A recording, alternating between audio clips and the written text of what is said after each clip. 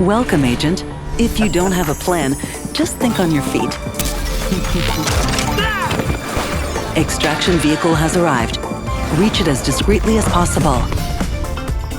Deceiving is set in a world where governments were prohibited from having intelligence services. So intelligence services became either freelance or the stuff of companies. Deceiving is one of such companies. Spies are at the center of this game. The idea as we design agents is that they are the best of the best at what they do. They come from a lot of different backgrounds. I'm not a good shooter, so my go-to is Squire. I like his basic toolset, which is really good for entry-level players. And everyone doubted me, including myself. Chavez is a legend in the spy world. He's done a ton of missions. You can see him as kind of the action movie hero. Can't beat experience. I really love to play Larson because I'm a terrible shot and his gun fires fast, so I can do corrective shooting. And when things go sour, I can just disappear and try to relocate. Now you see me, now you don't. Poof. I also love Madame Shu. She's powerful and enigmatic, and it's just a really cool vibe. Never bet against me. Kavaya, she's a detective. He sniffs out every enemy agent, but the thing with me is that I end up sniffing out everyone, but then I get killed because I can't capitalize on it. I'll get you next time. And then you have the NPCs, which are the people that you'll see the most. NPCs are what makes the game work. Without the NPCs, you couldn't hide in plain sight. You're always trying to blend in a crowd. And I think that's the fun part. You can disguise yourself as anyone. Does the NPC make me think he might be a player? Does that NPC fool me enough to think that it's not a player? It's really fun to do. What are you doing here? Then there's Iris, which is our artificial intelligence character, which is pretty much the narrator of the game. Cover lost. You are now sticking out like a sore thumb. Iris is a complex one. They are the center of Deceiving.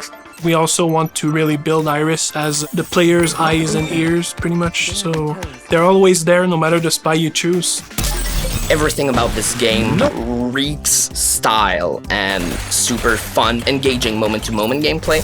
The forms are very more realist, but the textures and the colors are very bright, and we also add a little edge to all the shapes that kind of makes them pop. It's the classic spy fantasy. You're in a mansion at night. There's kind of that banquet going on, an auction going on. For Silver Reef, you're underwater in a hotel, that international location, kind of more close quarter with closer fights.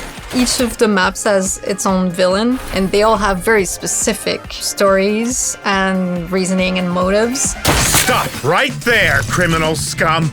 I think just the gadgets are a great example of that little toy that we want to be able to interact with a lot of different things in the kind of sandbox of the game.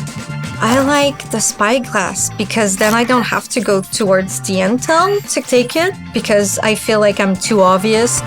The bouncing mat is an all-star classic. I'm a sucker for traversal and mobility, so having a tool that lets you bounce up or just push people away. One of my favorite was the spy drone. I was inspired just by fly in general. It literally sounds like a fly, and it's super annoyed. Like, people go, pardon my French, but bat crazy when you, just follow them. And so it's super fun to do some psychological warfare to them. Go, go, thingy, go! People really love the ideas of disguising this as an object.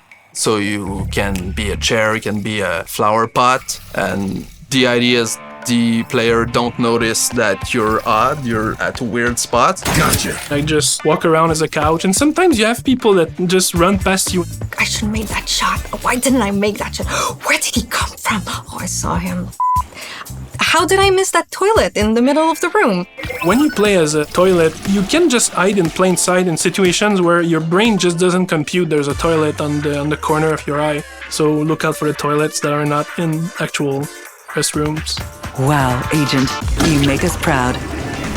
One thing that we are thinking about when we go into the future is that people will know the basics of the game. So we can start trying stuff that's really kind of a bit more shocking in character abilities. So there's definitely going to be downloadable content. It's always evolving, there's a lot of pitches when it comes to new spies. Every spy comes with their weapons and abilities. So that's our way to jazz gameplay. We want players that really want to invest in the game and make it their main multiplayer game or spend a lot of time in it to be able to have a lot of skill ceilings that they can raise constantly.